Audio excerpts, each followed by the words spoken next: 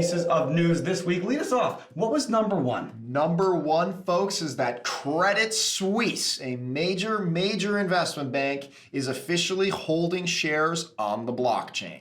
And that is thanks to a company actually called Taurus, who has tokenized a company called Alaya, SA, and that company is on Ethereum, and it is being deposited, their shares, custodied, if you will, with Credit Suisse. So that's a pretty big deal, folks. This means that adoption is consistently happening. These banks are cozying up to this technology, and they're understanding the applications of security tokens and blockchain. Switzerland, yet again, a leader in this industry, doing awesome work.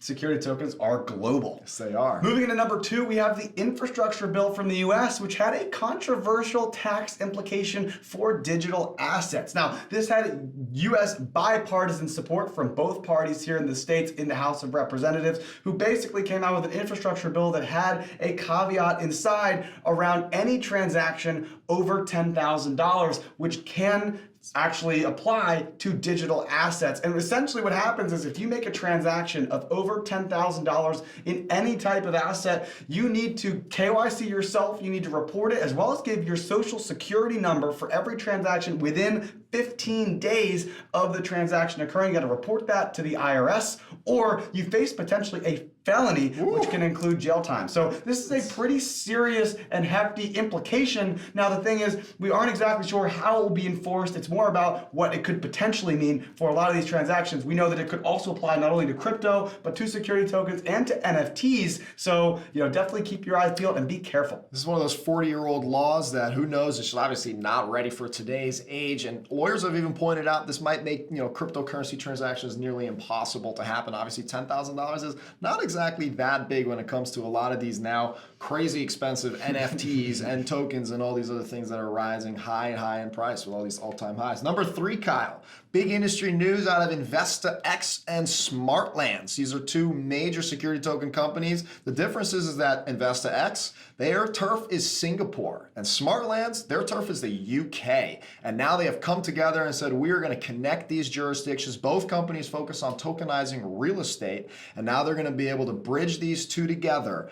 These new, these geographies and these new investors will be able to presumably access each other's deals. So that's an awesome partnership. Love to see that industry collaboration. Smartlands has tokenized multiple real estate properties in the United Kingdom as well as other countries. Their first one was in 2019, so they've been in this space for a little while. InvestaX, meanwhile, has over 28 private equities that they have actually issued, and they have now on their platform as well. So these are two powerhouses that are looking to come together, share some industry deal flow, and bring things to market. So that's awesome. Yeah. Moving into number four, we've got Singapore is exploring a CBDC. The MAS, the Monetary Authority of Singapore, which is the SEC equivalent in that jurisdiction, has basically come out with Project Orchid, exploring how to launch a central bank digital currency. They've done many tests in the past, and it's yet another exploration from another leading financial economy into central bank digital currencies.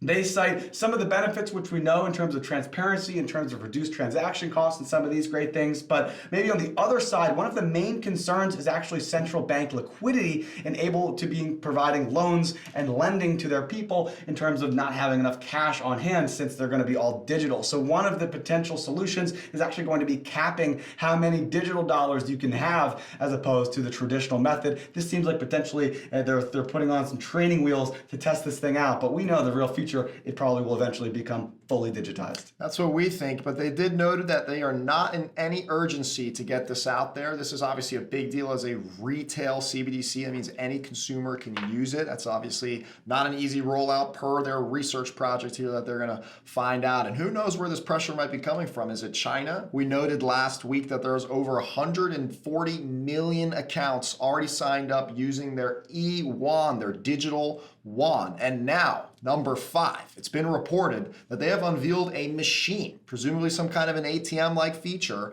that can now convert foreign fiat into this digital yuan. So they are coming for all of our dollars now. In fact, they support 17 different foreign currencies that they will now be able to essentially allow actually foreigners as well. They can link their passport, go ahead and take their, their whatever, their pound or their, their euro, and go ahead and convert it into this digital yuan while they go around China and potentially use this digital currency. And that's a big deal because I'm noting here that there's almost $10 billion in digital yuan transactions already since this has been rolled out for almost 2 years or so. So this fiat conversion is set to launch during the Beijing Olympics in 2022, and they will be unveiling this digital currency to the world. And what better time than to have every nation coming together in their country? It's going to be fascinating to see how it's received and the pressure, as you noted, that it might put on other countries that are exploring a CBDC for their own currencies. And with that, Kyle, I think we can move on to the rest of the industry news with Jessica.